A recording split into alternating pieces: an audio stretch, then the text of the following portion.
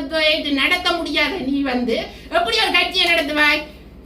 உள்ளூராட்சி தேர்தலில் உனக்கு ஒரு தலைமத்துவத்துக்கு கீழே கட்டுப்பட்டு நாங்க சின்ன தம்பி என்றாலும் அவற்றை சொல்லு கேட்டு நான் இருந்தேனா? தலைமத்துவத்துக்கு கட்டுப்பட்டு தான் நாங்கள் இருந்தனாங்களா? ஆனா நீங்க அந்த தலைமத்துவத்துக்கு சரியா செய்யறீங்களா? உங்களை நம்பி எப்படி நாட்டை ஒப்படைக்க முடியும் உங்கள்கிட்ட? தலைமத்துவம் என்னன்னு தெரிஞ்சு யூடியூப்ல செய்யறது இல்ல. தலைமத்துவம் நேரடியா வந்து மக்கள்கிட்ட ரங்கியவ வேலை செய்யணுமோ அவைதான். உள்ளூராட்சி தேர்தல் இது வந்து அரசியல் இல்லை, இது வந்து கிராமங்களுக்குள்ள நாங்கள் கட்டுற இந்த வரிய பணத்தை எங்களுக்கு திருப்பி வர போகுது. அதை நாங்கள் எங்கட ஊருக்கு அடிபட்டு வேண்டி கொடுக்கறது தான் இந்த உள்ளூராட்சி தேர்தல். ரைட்? அப்ப அதனால நாங்கள் வந்து மற்ற கட்சி அவைக்கு போட சொல்லி இவைக்கு சொன்னா மக்களை தயவு செய்து நான் உங்களை கும்பிட்டு கேட்கிறேன். இவர் சொல்ற எந்த கட்சியை நீங்கள் ஆதரிக்க வேண்டாம். உங்களோட ஊருக்கு யார் நெல்லது செய்வினம் எந்த கட்சியில நின்று உங்களுக்கு தெரியுமல்ல. சனசமூக நிலையத்தை யார் கொண்டு நடத்தினோம், ஒரு அமைப்புகள் யார் சரியா செய்யணும், எங்களுக்கு அடிபட்ட யார் காசு வேண்டி தெரிவினம், அப்படியானவே நீங்க போடுங்க. கட்சி பார்க்காதீங்க. ரைட்டா? நானும் அந்த மாதிரி நீங்க மாறாதீங்க. இவர் சொல்றாரு, இவர் சொல்லி போட்டு இன்னைக்கு ஒரு கட்சியை சொல்லுவார், நாளைக்கு ஒரு கட்சியை சொல்லுவார். நாங்கள் முட்டாளா இருக்கிறோம். எங்களை முட்டாளாய் கொண்டு இவர் வெளிநாட்டுல காசு இல்லையா அந்த பணம் பண்ற, ஆனா உங்களுக்கு வாய்ஸ் மெசேஜ் அனுப்பி அவசரம் காசு போடுங்க. எங்கட தொகுதியில இருந்து அந்த தம்பி 40,000 இது காசு போட்டிருக்கிறார். ஒவ்வொரு தொகுதியில இருந்து கொடுத்திருக்கிறேன் காசு. அப்ப நீங்கள் எங்களையுமே மாத்தி வெளிநாட்டுல இருக்கிற புலமேன்ற வெளிநாட்டுல இருக்கிறவையும் ஏமாறுறீர்கள். அதை முதல் வெளிநாட்டுல இருக்கிற புரிஞ்சு கொள்ளுங்க. இப்ப இருக்கின்ற ஒரு தனி இது உருவாக்கி கலைக்கிறீர்கள் டெய்லி. இதெல்லாம் வட்டி வேலை. நீங்கெல்லாம் இவரை வளர்த்து விட்டு இருக்கீங்க. பாட்டு உருவாக்குனீங்க, இதாண்டிய எல்லாம் செய்து இவரை வளர்த்து விட்டு அடிமட்டத்தில் இருக்க அப்பாவி மக்களை நம்ப வைக்கிறீங்க. சரியா? மக்கள் அடிமை உண்மையா அரசாங்க உத்தியோகத்தன்மார் எல்லாருமே விவரமா இருக்கணும். இவரை பற்றி பெரிய பெரிய இடத்துல இருக்கிற விவரமா இல்லை. நாங்கள் அடிமட்டத்தில் இருக்கிற மக்கள்லாம் இவரை நம்பி ஏமாறுறோம். இன்னும் ஏமாற போறோம். இது நடக்க கூடாதுக்காக தான் நான் வந்தா எனக்கு என்ன ஆனாலும் பரவாயில்லை. ரைட்டா? நீங்க என்னத்துக்கு பயப்படி இவர் பேசுவார், கொமெண்ட்ல பண்ணுவார், தேவையில்லாத கதைகள் கதைப்பார். எந்த விமர்சனத்தை தாங்கிறதுக்கு ரெடியா தான் நான் வந்திருக்கிறேன். இவரை பற்றி வெளியில சொல்லணும். கடைசி வரை நம்மா எங்க மக்களே. நான் குலதீவன் மணீஸ்வரி, நவாலி வடக்கு என்ற சொந்த இடம். 2025ஆம் ஆண்டு நடைபெற இருக்கிற உள்ளூராட்சி மன்ற தேர்தலில் நானும் ஒரு வேட்பாளரா ஒரு கட்சியோட 2 பேர் கொடுத்தேன் நிற்கிறதுக்காக. அதில் வந்து அந்த கட்சி உங்களை மெம்பர் ஆட்சியை சொல்லி மெம்பர் ஃபார்ம் எல்லாம் வேண்டி நிரப்பி அங்கத்துவ பணம் கட்ட சொல்லி எல்லாம் அந்த உங்களுக்குரிய ஒரு குரூப் ஒன்றை உருவாக்கி அதில் தான் எல்லா தகவல்களும் தெரிவிக்கப்பட்டது. நான் வலியாமன் தென்மேற்கு பிரதேச சபையில் நின்றேன். நான் வேட்பாளராக நிற்கிறதுக்காக இந்த பேர் விவரம் இந்த ஆவணங்கள் எல்லாம் கொடுத்தேன். அது வந்து அது பொறுப்பாக இருந்தவர் வந்து ராமநாதன் அர்ச்சுனா, பாராளுமன்ற உறுப்பினர். அவரெல்லாம் ஊடகத்துல தான் எல்லாம் சொல்லி ஊடகத்தில் ஒரு தம்பியை அறிமுகப்படுத்தி விட்டவர். இந்திரஜித் என்ற ஒரு தம்பி வலியாமத்துக்கு பொறுப்பாக அவரை விட்டது. அவர் தான் என்னோட வந்து தொடர்பு கொண்டவர். என்ற நம்பர்ல அவர் தான் முதல் தொடர்பு கொண்டு இப்படியாக்கா நீங்க எங்களோட நிக்கிறீங்களோன்னு. நானும் என்னண்டா அவரை நம்பி எல்லா மக்களையும் மாரி நானும் அவரை நம்பினேன். என்னண்டா பாராளுமன்றத்துல போய் எல்லாத்தையும் கதைக்கிறேன். அப்ப எங்களோட ஊர் மக்களோட பிரச்சனையும் அவர் மூலம் கொண்டுடலாம் என்ற ஒரு நம்பி நான் போய் நானும் அதுல சேர்ந்து கேட்போம்னு சொல்லி ஓமன்னு சொல்லி எல்லாத்தையும் கொடுத்தனாங்க. கொடுத்த டைம்ல அவை அந்த குரூப்பை உருவாக்கின உடனேயே நாங்கள் கருத்து போட முடியாம குரூப்பை அவை முக்கியமான அவை 3 பேரும் தான் அதுல போடலாம். அர்ச்சுனாவும் கௌசல்யா அந்த லட்சியன் என்ற தம்பி 3 பேரும் தான் அதுல கருத்துக்கள் அவைய இதுகளை மட்டும்தான் போடினா அவங்களோட கருத்துக்களை கேட்கறதுக்கு எங்களுக்கு அதுல தண்டைக்கு எனக்கு ஒரு லைட்டா அதுலயே சந்தேகம் வந்துட்டுது. ஏனுமே எப்படி மறைக்கணும் அதை நாங்களுக்கு எங்களோட கருத்தை வெளியிட முடியாம இருந்தது. அப்ப எங்கள்கிட்ட வந்து அந்த தம்பி தான் எல்லா ஆவணங்களையும் வாங்கிட்டு போறார், சைன் எல்லாத்தையும் எங்கள்கிட்ட வேண்டிட்டு போனேன். நான் அப்ப கேட்கிறேன், தம்பி நாங்கள் இதை உதவி செய்யணுமோ ஒன்று சொல்ல இல்லையா கதவை இல்லையா நான் அப்ப அவரை நாங்க சந்திக்கணும், இப்ப உங்களை சந்திப்பேன் எல்லாத்தையும் நான் கேட்கிறேன். கேட்க சொன்ன இல்லையாக்கா அவர் நேரம் இல்லாம ஓடி திரியிறாரு. ஆனா ஊடகத்துலதான் சொல்றேன் ஆக்கள் இருக்கணும்னா ஆக்கள் பற்றாக்குறை இருந்தது. ஆக்கள் பற்றாக்குறை நான் ஓடி திரிகிறேன் 100 கீழ் ஓடி இந்த பக்கத்துல நான் வடக்கு கிழக்குக்கெல்லாம் போய் கேட்கிறேன். செய்யக்கூடிய பிள்ளைகள் இருக்கணும், பொம்பளை பிள்ளைகள் எல்லாம் கேட்க ஓமண்டு சொன்ன பிள்ளை அடுத்த நாள் இந்த உறவினர்கிட்ட விசாரிச்சிருக்கிறான். அப்படி அர்ச்சனா பற்றி விசாரிக்க சொல்லிட்டு பேசுவேன் நல்லவர் தான், நான் பேசி இதை கிளச்சி விட்டுறேன், நீங்க எதன்னா அந்த புள்ள அடுத்த நேரம் விடிய போன் எடுத்து சொல்லுது, ஐயோ நாங்க வரே இல்லை, அவர் பேசுவாராம், கடைசி வரையும் நான் பெற மாட்டேன்லாம் சொல்லிட்டு. அப்ப நான் இல்லாடா அந்த கடைசியா ஆக்கள் பற்றாக்குறையில நான் இந்த மகள் படிக்கிற மகள் இவற்றை இதெல்லாம் ஆக்கள் பற்றாக்குறைக்காக கொடுத்தன. அப்படி கொடுத்து இல்லாட்ட இதெல்லாம் போமெல்லாம் வேண்டி சைன் பண்ணிட்டு அவங்களோட சைனும் அவர் கடையில தான் வந்து வேண்டிட்டார். கடையில தான் எல்லாம் வேண்டி போட்டு நான் கடைசி நாளும் கேட்கிறேன் காசு கட்ட. கடைசி நாள்ல அந்த காசு பற்றாக்குறை வேற வாய்ஸ் மெசேஜ் போடினோம். வாய்ஸ் மெசேஜ் சொல்லி போட்டவ காசு பற்றாக்குறையா இருக்கு, இல்ல வேட்பாளரும் காசை போடும்போ காசு பற்றாக்குறையா இருக்குன்னு கடைசி நாள் 19ஆம் தேதி தான் முடிவு டேட், அதுக்கிடையில போடும்போ நீங்க வேட்பாளர் இல்லாத பட்சத்துல இந்த காசு திருப்பி தரப்படும். நானும் என்ன செய்தேன், உடனே காசு இல்லையா உடனே மாறி கொண்டு போய் 5000 ரூபாய அக்கௌண்ட்ல அந்த லட்சியன் என்ற தம்பி தன் அக்கௌண்ட் நம்பர் எல்லாத்தையும் குரூப்ல போட்டிருந்தவர் கொண்டு போய் அந்த காசு 5000 ரூபாயும் போட்டுட்டு வந்தேன். அப்ப காசு நாங்கள் இன்னத்துல பாக்குறோம்டா இந்த கட்சி இது எல்லாத்தையும் அவர் யூடியூப்ல தான் பார்க்க வேண்டி கிடக்கு, ஊடகத்துல எல்லாத்தையும் சொல்றாரு, அதை பார்த்து தான் தெரிய வேண்டி கிடக்கு. கடைசி நாளும் அந்த முதல் நாள் வந்து சைன் பண்ணி கேட்கிறேன், தம்பி நாங்க வரணும் இல்லோ வெற தேவையில்லை இல்லையாக்கா நீங்க வெற தேவையில்லைன்னு அந்த தம்பி எல்லாத்தையும் சொல்லி போட்டு வேண்டி கொண்டு போயிட்டு கடைசியா என்னண்டா அந்த 12 மணி ரிஜெக்ட் டேட் முடியுது, 20ஆம் தேதி க்ளோசிங் டேட்ன்றது எங்களுக்கு தெரியல. அப்ப இரவு 6 மணிக்கு யூடியூப்ல அர்ஜுனாண்ட யூடியூப்ல பெருகுது, பார்த்தா ரிஜெக்ட் சொல்லப்படுது, வலியாமன் ரிஜெக்ட். எனக்கு பெரிய ஒரு இடி விழுந்த மாதிரி தலையில. அப்ப நான் என்ன உடனே இந்த தம்பிக்கு போன் எடுத்து கேட்கிறேன், என்ன தம்பி ரிஜெக்ட் சொன்னேன், என்னண்டு நீனா சொல்லல 7 மணிக்கு தான் நான் அறிகிறேன்.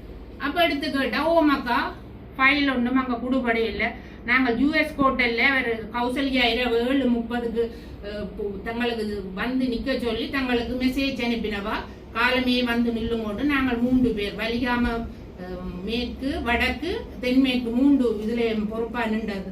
அவைய 3 பேரும் தாங்கள் போய் யூஎஸ் கோட்டல்ல காலை மேல இருந்து வெயிட் பண்ணினது. இவை 11:45 வரையும் வெறைய இல்லையா, கூப்பிட வெறைய இல்லையன்றதும் தாங்கள் வந்து அட்டசியா ஒன்றும் செய்யலாம அந்த ஃபோமோல தாங்கள் எல்லாம் நிரப்பி ரெடிக்க பண்ணி வச்சிருந்ததா.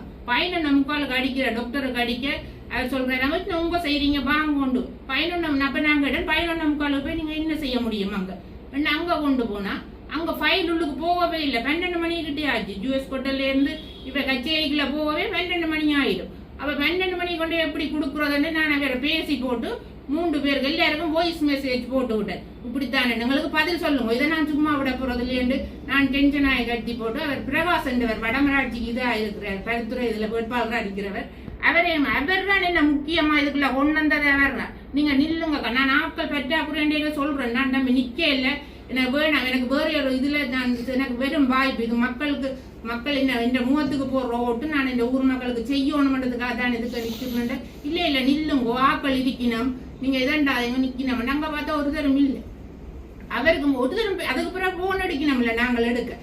அப்ப நான் என்ன செய்தேன்டா, அடுத்த நாள் பேசி போட்டு வச்சுட்டேன். அடுத்த நாள் தேர்தல் ஆணையாளர்கிட்ட போனேன், வெள்ளிக்கிழமை போய் அவ்வளவு அங்க போதான் முழு உண்மையும் எனக்கு தெரிய வந்தது. இப்ப ஃபைல் கொடுக்கவே இல்லை, அங்க உள்ளுக்கு போகாம இல்ல, ரிஜெக்டும் இல்லை. ஃபைல் உள்ளுக்கு போனா தான் ரிஜெக்ட்னு சொல்லுவீங்க. கேட்டேன், அப்ப கடிதம் இதன் கொடுத்தனீங்களோ சார்? இல்ல, ஏனண்டா அர்ஜுனாவை கூப்பிட்டு தேர்தல் ஆணையாளர் ஒரு 2-3 நாளைக்கு முந்தையே காசு கட்ட போன இடத்த அப்பளம் விளங்கப்படுத்தி இருக்கிற தேர்தல் ஆணையாளர், இப்பெல்லாம் நீங்க உங்களோட தனி பேர்ல காசு கட்ட முடியாது, சுயேட்சை குழுவில தான் இதோணும். அப்ப தனித்தனி இது பாராளுமன்ற தேர்தல் மாதிரி இல்ல, உள்ளூராட்சி தேர்தல் இந்த சட்ட திட்டங்கள் வேற. அப்ப அதால நீங்க கட்ட முடியாத காசு.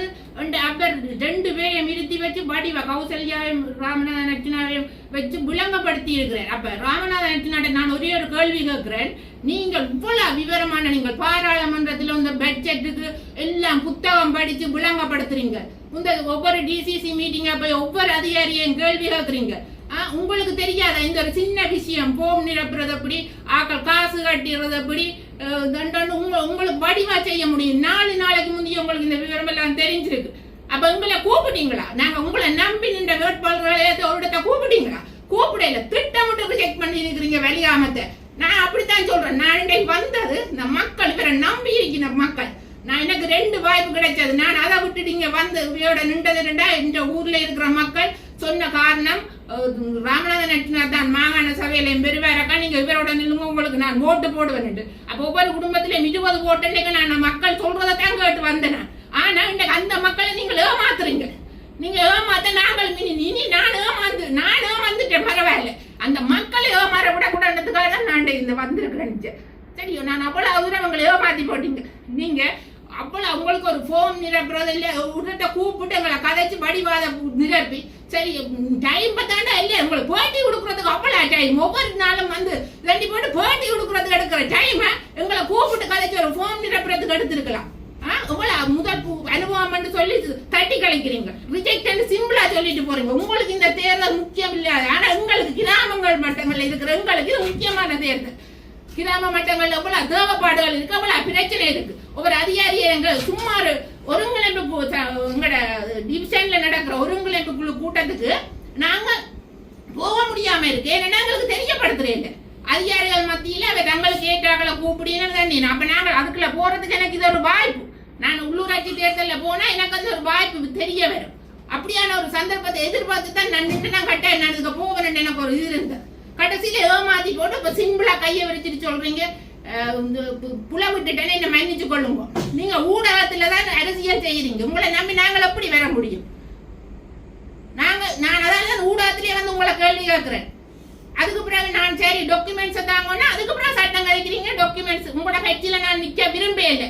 உறுப்பினரா நீங்க அண்டைக்கு உடனே இவ்வளவு விமர்சனங்களை தாங்கின கௌசல்யா என்ன அண்டைக்கு இந்த நோமினேஷன் ஃபைல் எல்லாம் டேட் முடிஞ்ச பின்னேரம் சொல்லப்படுது அரசியல் இருந்து நான் விலத்துறேன். உங்களை பேக்காடுறீங்களா? இப்ப நாங்கள் எப்படி உறுப்பினர் ஃபார்ம்ல சைன் பண்ணி இருக்கிறோம். கௌசல்யாவை செயலாளர் ஆயிட்டு அர்ச்சனாவை தலைவர் ஆயிட்டு தான் நான் சைன் பண்ணி இருக்கிறேன். அப்ப என்னன்னு நாங்கள் உங்களை ஏற்றுக்க முடியும்? எங்க செயலாளர் எங்க கட்சி எங்க வந்து நாங்கள் கடிதம் தாரது உங்களை ஹோட்டல் ஹோட்டலா தர்றதா? அப்படி இன்னும் கடைசியாண்டே சாவச்சேரிக்கு வந்து நான் உங்களை சந்திட்டேன். அப்பதான் என் போன் நம்பரை பண்றீங்க போன்ல கலைக்கிறான். ஏன் என்னோட நேர கதைக்கு உங்களுக்கு 5 நிமிஷம் டைம் இல்லை. உங்களை எங்களை நாங்க தேடி பிடிக்கிறது உங்கள்ட்ட கடிதம் பண்ணது எங்க தாரது எங்க நான் புதன்றது. நான் நிக்க மாட்டேன். நான் இந்த உறுப்பினரா உங்களோட இதுல நிக்க மாட்டேன். நீங்க எந்த கோர்ட் சூப்பராலும் எனக்கு வந்து உங்களோட இதான் தெரியும். ரைட்டா? நான் கேஸ் போட்டுட்டு தான் வந்திருக்கேன். உங்கள்ட்ட கேஸ் போட்டு இந்த காசு 5000 நான் வேண்டிட்டேன். இப்படி எல்லாரும் ஆதங்கத்தோட தான் இருக்கிறேன். வேற திட்டிக் கொண்டு எங்களோட வெளியாமத்துல அவ்வளவு பேர் முகமாற்றப்பட்டிருக்கோம். ஆனா வெளியினம் இல்லை. ஏனென்றா அவைய எல்லாம் கஷ்டப்பட்ட மக்கள் அன்றாட உழைச்சி சாப்பிடுற மக்கள் ஊருக்கு இருக்கிறவைய நம்பாம நாங்கள் இவரை நம்பினது நாங்க செய்த பிள்ளை. சரி எங்களோட இருக்கிற மக்கள் எங்களோட இருக்கிற வேட்பாளர் எங்களோட இருக்கிற கட்சிகளை நாங்க நம்பாம உங்களை நம்பி ஏமாந்துட்டோம். ஆனா இது எனக்கு ஒரு படிப்பினை. எங்களோட மக்களுக்கும் இது ஒரு விழிப்புணர்வு வரணுமன்றதுக்காக தான் நான் வந்திருக்கிறேன். எல்லா மக்களும் இது ஒரு இதாண்டி போட்டு என்ன செய்யணும்டா நீங்க இவர் சொல்றது ஓட்டு போடாதீங்க, இவரை நம்பி ஓட்டு போடாதீங்க. 2 தேர்தல் இவர் ஒரு தலைமத்துவம்டா எப்படி இருக்கணும்? பாராளுமன்றத்துல நீ 10 பேர் என்ன 10 பேரை தலைத்துவத்தை நடத்த முடியாத நீ வந்து எப்படி ஒரு கட்சியை நடத்துவாய்? உள்ளூராட்சி தேர்தல்ல உனக்கு ஒரு தலைமத்துவத்துக்கு கீழே கட்டுப்பட்டு நாங்க சின்ன தம்பி என்றாலும் அவற்றை சொல்லு கேட்டு நான் இருந்தேனா? தலைமத்துவத்துக்கு கட்டுப்பட்டு தான் நாங்கள் இருந்தனாங்க. ஆனா நீங்க அந்த தலைமத்துவத்துக்கு சரியா செய்யறீங்களா? உங்களை நம்பி எப்படி நாட்டை ஒப்படைக்க முடியும் உங்கள்கிட்ட? தலைமத்துவம் என்னன்னு தெரிஞ்சுக்கோங்க. டியூட்டில செய்யறது இல்ல தலைமத்துவம். நேரடியா வந்து மக்கள்கிட்ட ரங்கியவ வேலை செய்யணுமோ அவைதான். உள்ளூராட்சி தேர்தல் இது வந்து அரசியல் இல்லை. இது வந்து கிராமங்களுக்குள்ள நாங்கள் கட்டுற இந்த வரிய பணத்தை எங்களுக்கு திருப்பி வர போகுது. அதை நாங்கள் எங்கட ஊருக்கு அடிபட்டு வேண்டி கொடுக்கறது தான் இந்த உள்ளூராட்சி தேர்தல். ரைட்? அப்ப அதால நாங்கள் வந்து மற்ற கட்சி அவைக்கு போட சொல்லி இவைக்கு சொன்னா மக்களை தயவு செய்து நான் உங்களை கும்பிட்டு கேட்கிறேன். இவர் சொல்ற எந்த கட்சியை நீங்கள் ஆதரிக்க வேண்டாம். உங்களோட ஊருக்கு யார் நல்லது செய்வினம் எந்த கட்சியில நிலம்புறால உங்களுக்கு தெரியுமல்ல. சனசமூக நிலையத்தை யார் கொண்டு நடத்தினோம், ஒரு அமைப்புகள் யார் சரியா செய்யணும், எங்களுக்கு அடிபட்ட யார் காசு வேண்டி தெரிவினம். அப்படியானவே நீங்க போடுங்க, கட்சி பார்க்காதீங்க. ரைட்டா? நானும் அந்த கட்சி நீங்க மாறாதீங்க. இவர் சொல்றாரு இவர் சொல்லி போட்டு இன்றைக்கு ஒரு கட்சியை சொல்லுவார், நாளைக்கு ஒரு கட்சியை சொல்லுவார். நாங்கள் முட்டாளா இருக்கிறோம். எங்களை முட்டாளாய் கொண்டு இவர் வெளிநாட்டுல காசு இல்லையா அந்த பணம் பண்ற. ஆனா எங்களுக்கு வாய்ஸ் மெசேஜ் அனுப்பியிருக்கு அவசரம் காசு போடும் கொண்டு. எங்கட தொகுதியில இருந்து அந்த தம்பி 40,000 இது காசு போட்டிருக்கிறார். ஒவ்வொரு தொகுதியில இருந்து கொடுத்திருக்கிறேன் காசு. அப்ப நீங்கள் எங்களையுமே மாத்தி வெளிநாட்டுல இருக்கிற புலமேந்த வெளிநாட்டுல இருக்கிறவையும் ஏமாறுறீர்கள். அதை முதல் வெளிநாட்டில் இருக்கிற புரிஞ்சு கொள்ளும் போய் பெருக்கண்ட ஒரு தனி இது உருவாக்கி கலைக்கிறீர்கள் டெய்லி. இதெல்லாம் வட்டி வேலை. நீங்கள்லாம் இவரை வளர்த்து விட்டுருக்கீங்க, பாட்டு உருவாக்குறீங்க, இதாண்டிங்க எல்லாம் செய்து இவரை வளர்த்து விட்டு அடிமட்டத்தில் இருக்க அப்பாவி மக்களை நம்ப வைக்கிறீங்க. சரியா?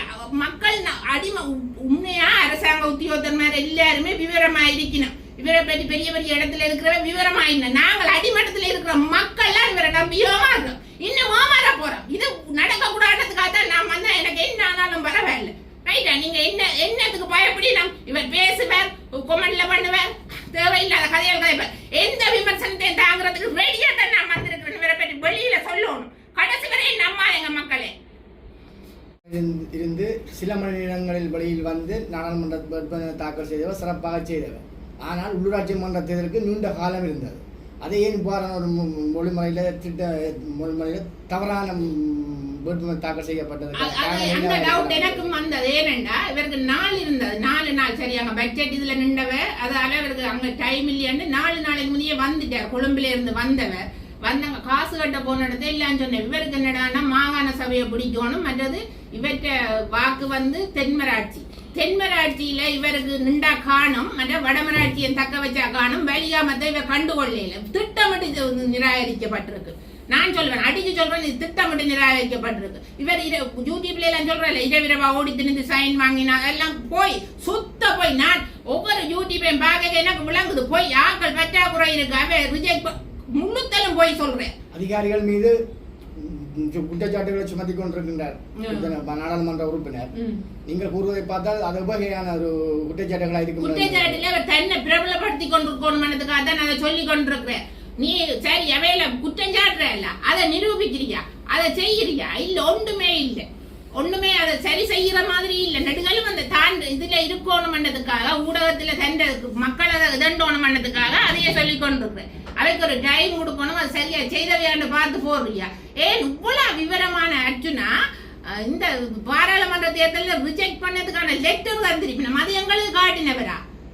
காட்டையில அவைய ரூல்ஸ் இந்த வாட்ஸ்அப் குரூப்ல இணைக்கல என்றது அது உண்மை. 16ஆம் தேதி காசு கட்டினா அந்த தலைவர் மேற்ற பேர்லாம் கட்டப்பட்டிருக்கு. ராமநாதன் அர்ஜுனா பேர்ல காசு கட்டலாதுன்னு ஒவ்வொரு பிரிவிலையும் இருக்கிற பொறுப்பான தம்பியாக்கள் பேர்கள் எல்லாம் காசு கட்டப்பட்டிருக்கு. அதையே எங்களுக்கு தெரியப்படுத்தல, இப்படித்தான் கேட்க போறோம். அது வந்து அவைக்கு சில நேரம் சின்ன மாறலாம். மூசிக் கட்சி என்றது கொடுக்க போறது இல்லை, எல்லாருக்கும் மேல போட்டி இருந்தா 2 பேர் கேட்டா அது குழுக்கள் முறையில தான் போடும். நான் அவ்வளவு போய் விவரம் அறிஞ்சிருக்கிறேன். அப்ப நீங்கள் எல்லாம் உடனுக்குடனே தெரியப்படுத்துற, நீங்கள் பாராளுமன்றத்தில் நடக்கிறதெல்லாம் யூடியூப்ல தெரியப்படுத்துனீங்க, ஏன் எங்களுக்கு இதெல்லாம் தெரியப்படுத்த இல்லை?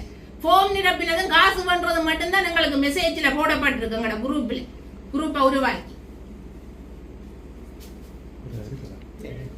என்ன நீதி கோருறீங்க? ஒரு மோசடியானவர், இவரை இனிமேல் நம்ப கூடாது மக்கள் என்றதுதான் என்ற உண்மையான கருத்து. நாங்க மக்கள் எங்களுக்கு இருக்கிற பிரச்சனையெல்லாம் நாங்களே பேஸ் பண்ணணும். ஏனென்றா மற்றவையை நம்பிதான் நாங்கள் இன்றைக்கு இந்த நிலைக்கு வந்திருக்கிறோம். அது ஒரு பெரிய தலைவர், உங்களுக்கு எல்லாருக்கும் தெரியும், அவரே சொல்லி இருக்கிறார். மற்றவையெல்லாம் பழிய சுமத்து இதாண்டி அவை செய்வினம் கொண்டு போட்டு இருக்காது எங்க மக்களே. நாங்கள் எங்கட பிரச்சனைக்கு நாங்கள் முகம் கொடுத்து நாங்கள் தண்டோணும். ரைட்டா? இதுதான் என்னுடைய இது. மக்கள் நீங்க யோசிச்சு இந்த கட்சி என்று பார்க்காம இது உள்ளூராட்சி தேர்தலில் யார் சரியா செய்வினம் என்று உங்களோட ஊருக்கு இருக்கிறவ யார் சரியா செய்யணுமோ அவைக்கு வாக்க போடுங்கொண்டு கேட்டுக்கொண்டு நிறைவு செய்யும். பாராளுமன்ற உறுப்பினர் அர்ஜுனா ராமநாதன் தலைமையிலான சுயேட்சை குழுவில் தான் போட்டியிட அழைக்கப்பட்டு ஏமாற்றப்பட்டதாக யாழ்ப்பாணத்தைச் சேர்ந்த பெண்ணொருவர் குற்றஞ்சாட்டியுள்ளார். இது தொடர்பில் யாழ் ஊடக மையத்தில் இடம்பெற்ற ஊடக சந்திப்பில் அவர் இதனை தெரிவித்தார்.